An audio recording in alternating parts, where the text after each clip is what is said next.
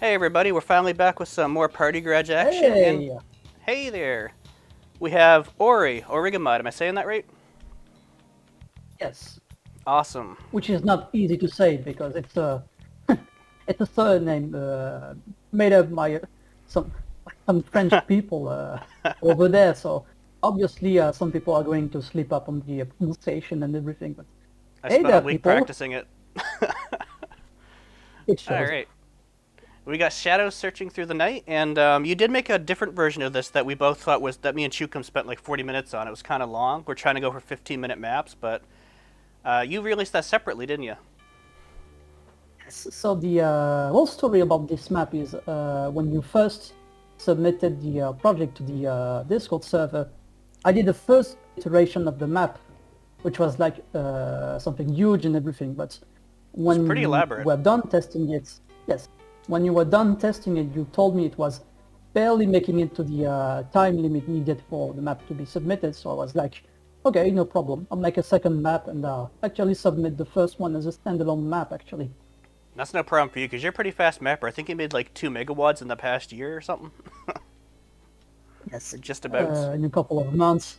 What's this Which do? is funny because the Oripache, which is the first megawatt I made, was finished in a couple of months, and now that I actually went back to Doom, I'm a little bit more struggling to make the second megawatt. But be assured, it will eventually be released on Doom World.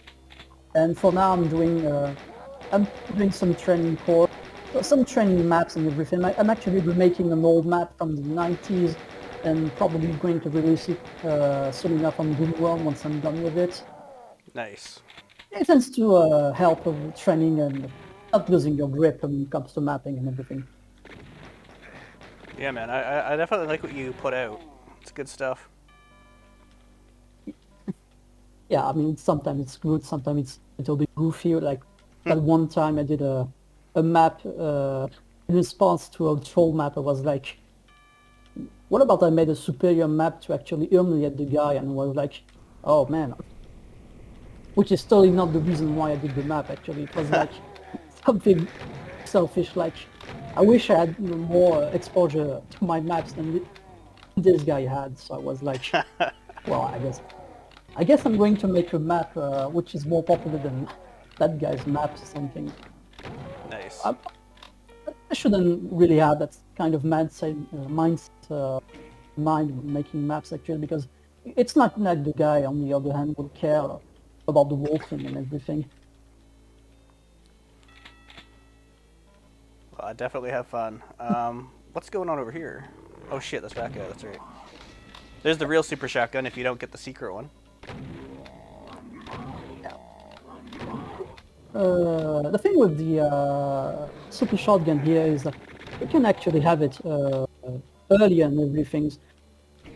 I don't really know if it is like uh, too early or something, because then, well, technically speaking, you can have it at the very beginning of the map, but if you move further into the area, get then the super shotgun. So the question I'm actually asking myself is it like redundant to put a second super shotgun actually, and why not add something like a berserk pack or something?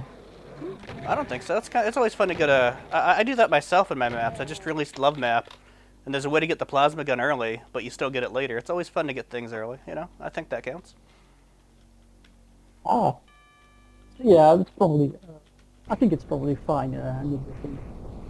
Oh, and I'm actually thinking again about the first map I've released for Body Garage Megawatt project.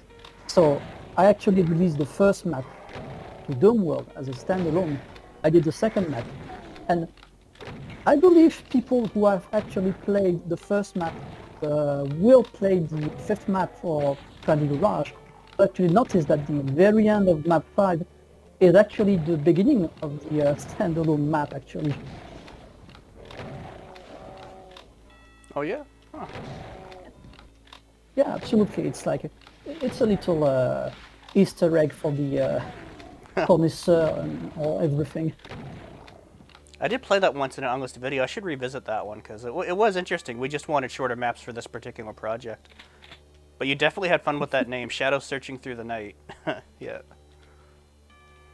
Well, I mean, I had two gimmicks for when I first thought about the map. I was like, I had two gimmicks in mind. So the first one was to make a completely pitch black map, and the player would have to navigate through the maps with some guidelines and everything, lightning system and everything. The second gimmick is to make a map with the black and red colors to emulate Shadow the Hedgehog. Yeah, your first map was definitely pretty elaborate. Oh. It's maybe a little bit too much actually, because again, I couldn't submit this one because of the map, the testing time limit actually, so it was like not really optimal for the base player. Oh, shoot. I almost screwed that one up a little bit. Okay, so supposedly the little sector where the berserk pack is actually standing, it's supposed to emulate an eye actually. Oh, okay, I see it. If you put the textures on, yeah. Yes. Evil eye down there. Who is... Oh, that guy. And his buddy, too. Okay. I had a lot of fun making this map actually. I think the most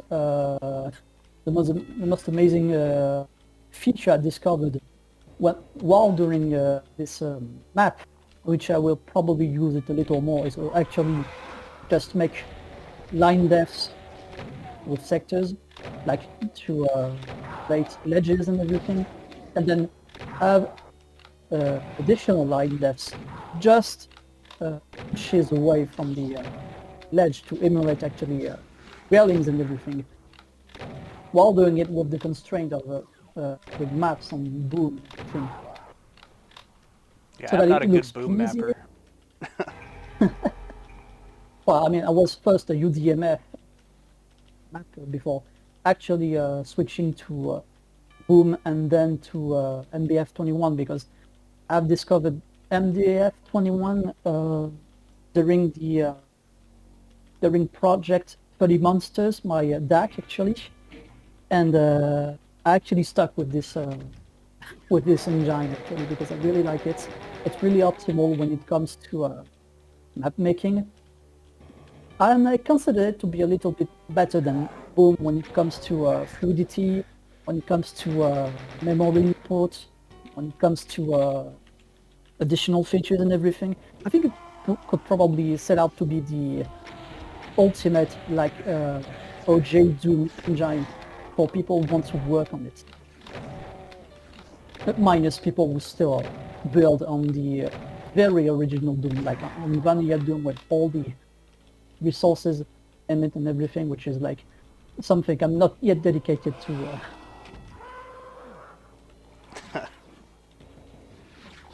Yeah, I can handle limit removing, and that's it. I just... Even though this is a Boom project, I still made basically a limit removing map. Yes. Simple-minded, I guess. I guess when people discovered that they could actually implement limit removing features onto their maps and everything, it was like a gold rush of creativity and everything. Minus the tier rewards and all the crappy maps we had in the meantime, of course. Although, technically speaking, I don't really mind those maps actually, despite the fact that they're shit and everything. When I watch videos by people like Boleg, for instance, and he plays like stupid meme words and everything, it's always like the funniest shit, even though it's really perfectly calibrated only for streamers and everything, because once you've played it, you faint surprise, you play the game, it's like what? It goes like 10 to 15 minutes, then you're done and you actually play something more consistent. Yeah. But at least it's still enjoyable, you know.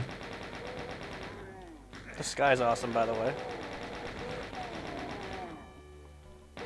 That was, I think, if I remember correctly, I did it by accident when first setting up the skies, and I was like, oh well, since I'm using a color code for the areas, I might as well do the same for the skies actually, which I think fits nicely actually.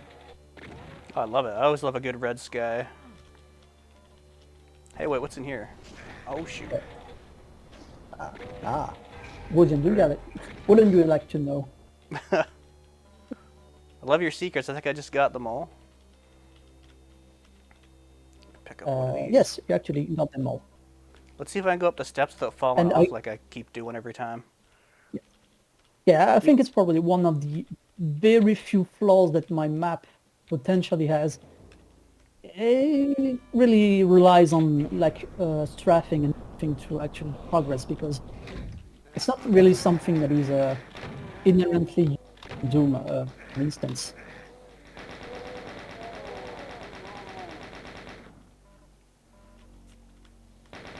Also, I just remembered when I said, wouldn't you like to know? I remember that one video with the weatherman interviewing a kid about something, and the kid says something along the lines of, wouldn't you like to know, weather boy? I love the themes too. I'll You be want trying. like red and red room, like it's like the red lights, red torches. Yes. Yeah. And you put like Yes, 150 friggin' helmets in this map to pick up. Yeah. There are people who want to pick up every item, and they're gonna have a fun time with that. Oh, I'm I not mean, one of them. I totally relate with these people. I'm a bit of a completionist at heart, actually. I also love when I play a game to fetch everything. You can't possibly imagine the amount of hours I've sunk into a game like Elden Ring just to get every single piece of armor, weapon available. And mind you, that was as early as actually playing Doom on Nightmare difficulty, because sometimes there are actually weapons which have horrible drop rates. We're talking like less than 5% drop rate on certain enemies. Oh. It's really time consuming, I would say. Yeah. Yeah, I don't have time to chase down every single item, but I did make a map called Totes Crazy where I hid one item down like this crazy pathways and sewers and stuff. So if you want to get all the items, you have to like go on this crazy journey just to get it. So yeah, to the folks listening and watching this video, if I take some time releasing maps onto Doom World, I apologize in advance. It's simply because I still have to find some additional items in Elden Ring and other games. Well, there's always stuff to play, so people will always find something to do. Oh look, it's the Flame Boy. Nice. Well, I missed 20 helmets, but that's okay. And there we go. I think you'll be fine, actually. And then I love it. There is the fine teleporting line, actually, because I do believe when you actually cross this line depth, there are 4 line depths, actually. Yeah. And this is the beginning of my standalone map, actually. Oh, I get it now. Right on. Oh, yeah. So I'll leave a link to the other map, too. It's a bit longer, but I think some people even like that other map more. But I like what we did with both these maps, because all you had was a name to work with. We just gave you Shadow Searching Through the Night. Well, you picked it.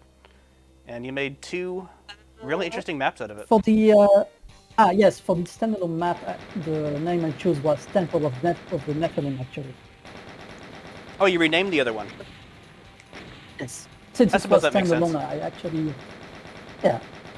actually changed the name since it was a standalone and everything. Well, throw that link at me and I'll add it to the description. And anybody watching, yeah, check it out and stay tuned. I am going to do more of these. And yeah, any other thoughts?